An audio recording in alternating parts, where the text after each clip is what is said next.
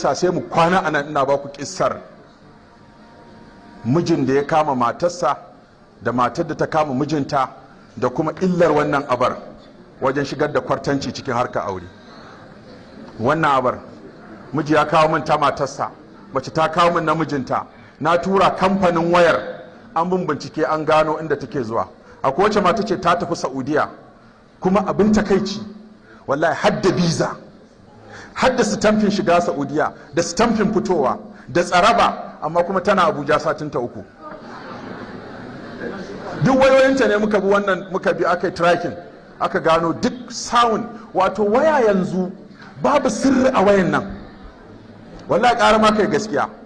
Duk message ɗin da ka tura, duk wanda aka turo ma, duk sound bidiyon da ka karɓan ana neman a dawo da su, duka za a iya dawo da su ko ka goge.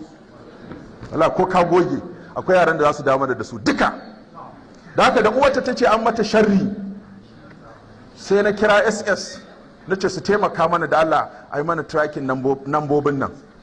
Wallahi da suka kawo result din a cikin kwamfuta aka bude sawun iri-iri, gashi ana ta fasikanci da yadda aka shirya abin, da wanda ya kawalcin, da wanda ya dauke ta, da yadda aka shirya mijin cewa ta tafi Saudiya, da har wanda ya kawo tsarabar, duk sai da gano su a cikin wayar. Sannan mace ta kama mijinta yana neman kanwarta, mace ta kama mijinta yana neman aikinta, mace ta kama miji yana neman 'ya'yanta mata guda 2, 'ya'yansa kuma da ya haifa. Waɗannan ɓangaren cin amana bai da kyau.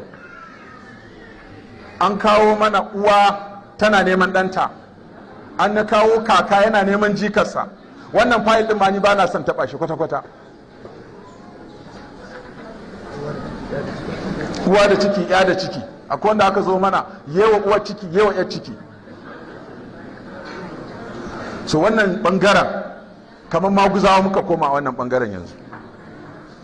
Cin amana aure tsakanin maza da mata sai wanda Allah ya kiyaye, wanda Allah ya tsare, kuma Allah ya tsare.